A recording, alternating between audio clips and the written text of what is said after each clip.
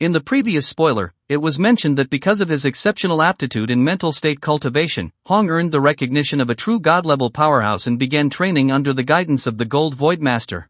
For those concerned about Lei Shen, you might also be curious about how his future will unfold. In fact, Hong is quite different from Luo Feng. The opportunities Luo Feng gained were often deeply tied to large forces, making them difficult to share with close friends or family, as doing so could easily lead to disaster. In contrast, the opportunities Hong received were entirely based on his own talent in mental state cultivation and thus carried few entanglements. Although Lei Shen's attainment in mental state isn't as profound as Hong's, he still demonstrated considerable potential. With Hong's recommendation, the Gold Void Master decided to have one of his disciples take Lei Shen as a student. It's worth mentioning that anyone who can become a disciple of a universe master must be at least at the King Immortal level, so guiding Lei Shen would be more than sufficient.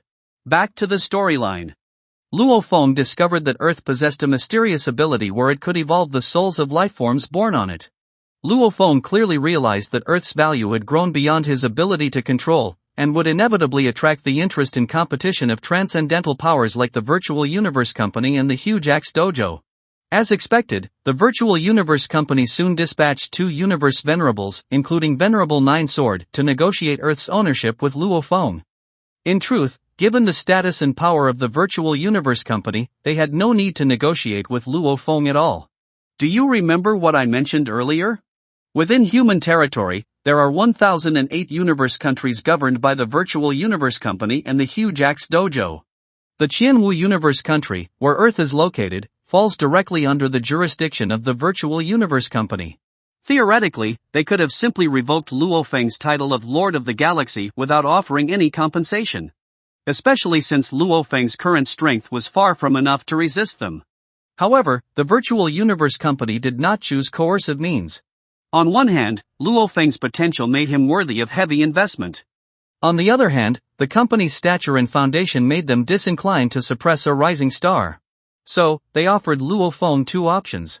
The first was a direct purchase of Earth's full ownership for an astronomical price of 200 billion mixed yuan units. If Luo Feng accepted, the company would take full control over Earth's future development, and he would no longer have any say in the matter. This also meant the native humans on Earth might be relocated to other planets, losing their homeland. If Luo Feng were a cold, selfish person with no attachments, he wouldn't need to hesitate. After all, whether it was nurturing the Emoyun vine, expanding the Zerg army, evolving the golden horned beast, or cultivating secret techniques, everything required massive resources. And this enormous sum of 200 billion mixed yuan units could elevate him to an entirely new level.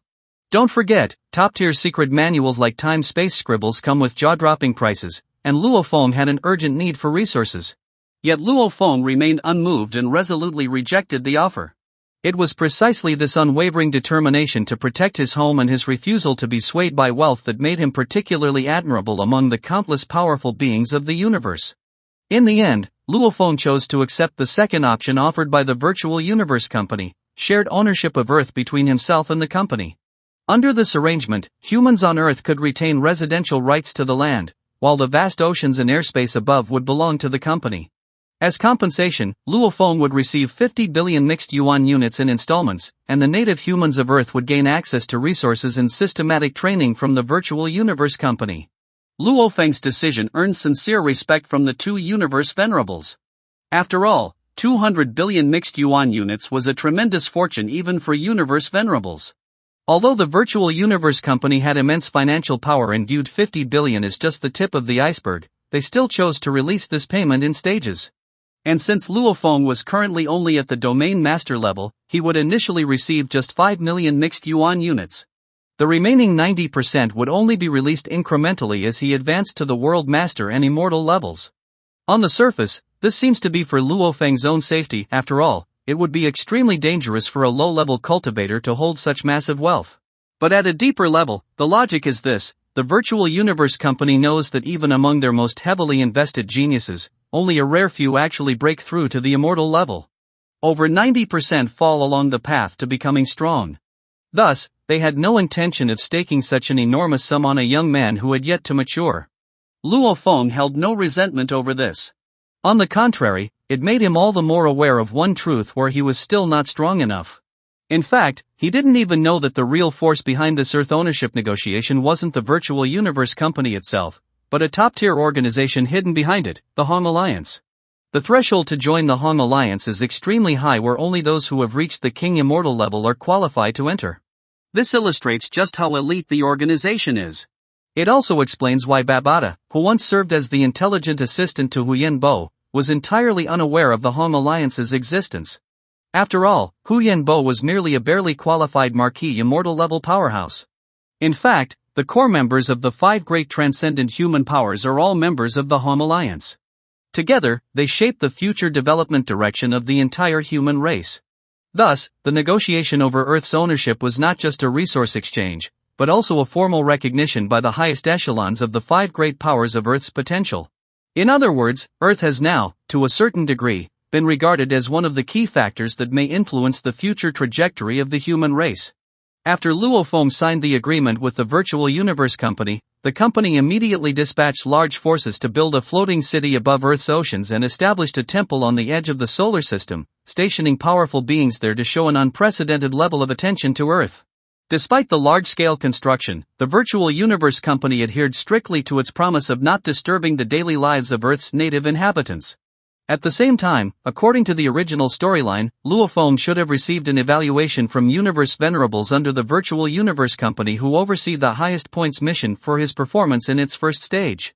However, in episode 169 of the animation, the points Luo Feng earned for eliminating the Zerg trader Yao Hai and his faction didn't significantly differ from the novel. Additionally, the production team did not clearly state that the plant lifeform released by Yao Hai was the Sha Luo flower. Based on this, it's inferred that the highest points mission will officially begin only after the dispute over Earth's ownership is settled.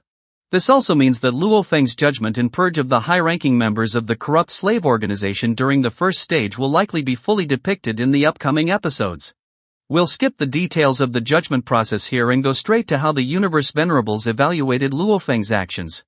The Universe Venerables expressed dissatisfaction with Luo Feng's bloodthirsty tendencies during the mission and even issued explicit criticism. Fortunately, Luo Feng remained calm and impartial throughout, meticulously judging each suspect and never harming innocents. In the end, they concluded that although Luo Feng's mission completion rate was just barely acceptable, his overall performance was adequate. He was given a slightly above 80% rating and the corresponding points, and was approved to advance to the mission's second phase. Luo Feng's new mission was to stop a brutal and bloody trial, where a large number of participants of equal level were forced to kill each other, and less than 1% would survive. In the vast universe, such trials of mutual slaughter are not uncommon. However, the Virtual Universe Company does not always punish or investigate those behind such trials, as these events often involve complex rules and delicate power balances. Killing in the universe is not judged by absolute standards, but is closely tied to the status of the perpetrator. For example, a universe-level being who slaughters 1 million lives within 10,000 years would be committing a serious crime and would almost certainly face execution with no chance of mercy. But if a King Immortal-level being were to act within permissible boundaries, such acts might not cross the line for judgment. This also explains why Huyen Bo, who once casually annihilated an entire space fleet, was never targeted by the rulers of the universe country for retaliation. Similarly, Luo Feng's current mission is not to punish the person behind the blood trial, because the mastermind is none other than the Hong Alliance member known as King Blood Devil. Given his identity and status, the level of slaughter involved has not crossed the line, and thus he does not fall under the Virtual Universe Company's jurisdiction. Of course, if we use normal mortality rates as a benchmark, it's possible to derive an acceptable limit for mass killing. Take a typical life-bearing planet for example. If most of its residents are planetary-level or star-level lifeforms with lifespans of at least 1,000 years, and there are no wars, natural disasters, or artificial catastrophes, then the population would continue to grow over time until it becomes unsustainable. To maintain population balance, rulers of such planets often implement a survival of the fittest mechanism, where the weak are eliminated. For instance, if a planet permits tens of thousands of planetary-level warriors to perish in competitive trials every 100 years, then in a galaxy with hundreds of thousands of such planets, the accumulated acceptable loss could reach into the billions or tens of billions. This kind of ruthless survival rule, in a way, is also a method of accelerating racial evolution and the rise in overall strength. As Luo Feng witnessed in the world of Laseo, the elders of the Golden Horn tribe never stopped their clansmen from engaging in slaughter or combat. On the contrary, they encouraged and even forced them to leave the tribe and venture out for training. This was because they believed that true strength could only be developed through the crucible of battle and bloodshed can true strength be born. Moreover, as a vassal race under the human race, if they sought only comfort and made no effort to improve, they would eventually be eliminated by humanity, losing even the right to remain as vassals. Although the King Blood Devil held this trial primarily for his own motives, which to select the outstanding individuals for his use and to build a powerful force, but the essence of his approach was strikingly similar to that of the Golden Horn tribe, which is forging the strong through brutal competition. The real dilemma Luo Feng faced was having to choose one of two simultaneous trials to intervene in. One involved the life and death of 1 million stellar-level trial participants, the other concerned the survival of 10 billion planetary-level beings. Since the two trials occurred in star systems far apart, Luo Feng couldn't possibly handle both. This decision was a profound test set by the Virtual Universe Company to examine his values. When weighing the number, strength, and significance of lives, what would he choose? Luo Feng ultimately chose to save the larger number, the planetary-level humans. In his heart, every life is independent and equal, regardless of strength, all deserve the right to live. Though these humans were relatively weak, it was precisely because they struggled so desperately to survive in such a brutal environment that Luo Feng's resolve to save them strengthened. With the assistance of teleportation from Dylan's Divine Kingdom and the high speed of the Unemo starship, Luo Feng barely managed to reach the target planet before the trial began. Clearly, this was all deliberately arranged by the Virtual Universe Company, which to ensure he could not stop both trials simultaneously. In truth, with the Virtual Universe Company's power, if they had truly wanted to help Luo Feng, they could have dispatched a King Immortal with teleportation abilities to preset immortal crystals in the target star systems, enabling rapid arrival via Divine Kingdom teleportation and easy task completion. This would have been trivial for them. However, they refrained for two reasons. First, to test Luo Feng's judgment on the value of life. Second, to respect the King Blood Devil's authority. Since he had not overstepped bounds, the company couldn't interfere directly without offending him. You might wonder, wasn't the King Blood Devil afraid of retaliation? As I mentioned in earlier spoilers, Pan Shi had once taken devastating revenge on slave traders. However, similar events are nearly impossible here. The reason is, any survivors of the trial, even those who eventually become world masters, would undergo a soul invasion and be branded as soul slaves. The King Blood Devil commands nearly 1,000 immortal-level soul slaves. For reference, the King Illusion Spirit has only about 80, yet her status is already close to that of King Jinyan. This shows just how terrifying the King Blood Devil's influence is. To seek revenge on such a being is nearly impossible unless a victim somehow convinces a Universe Venerable to personally take action. But beings as exalted as Universe Venerables, how could they possibly lower themselves to intervene for unknown, dust-like lives? As for Luo Feng, he arrived on the target planet before the trial began, hiding high above. The moment the trial started, he acted instantly, collecting all trial participants into his own world ring. However, because these trialists had been under extreme psychological pressure for so long, their survival instincts were deeply rooted. At the moment they heard the trial had begun, many reacted instinctively by launching into combat without even realizing the environment had changed. If Luo Feng hadn't constantly worried for their safety and had his Masha clan clone appear immediately from within the world ring to stop the slaughter, there would have been rivers of blood inside. Don't forget, Luo Feng's world power can cover millions of kilometers, and intimidating planetary-level warriors is effortless. Luo Feng's sudden intervention ruined the entire trial, enraging the supervising 9th-tier World Master Corps member, who swore to hold Luo Feng accountable. He even joined forces with several World Master-level soul slaves under his command in an attempt to kill Luo Feng on the spot. However, the powerful regenerative ability of Mo Yun Vine made it impossible to inflict any real harm. Moreover, Dylan was standing guard by Luo Feng's side the whole time. With a flash of his immortal power, all attackers were instantly restrained. Though the supervisor was immobilized, he continued to shout arrogantly, relying on his identity as a core subordinate of the King Blood Devil. In response, Dylan killed 8 of his World Master-level soul slaves on the spot, declaring it punishment for blaspheming a superior. Some might think that losing a few soul slaves is no big deal since more can always be captured. But that's far from true. The number of soul slaves is extremely limited, dictated not only by secret techniques but also by the amplitude of one's spiritual energy. Each soul slave requires the caster to expend part of their own soul force, like imprinting a soul brand. Once lost, the slot is permanently gone. For example, that supervisor could only maintain 9 soul slaves in total, and Dylan wiped out 8 of them at once. The blow was massive.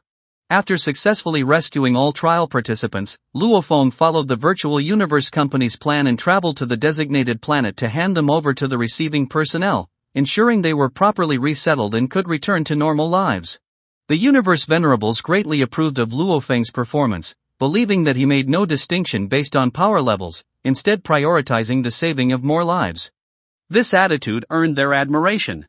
In the end, Luo Feng received a score of 90% for this task, was awarded a substantial number of points, and successfully qualified for the next stage of missions. Well, that's all for this video. Thanks for watching this video. Wish you a wonderful day.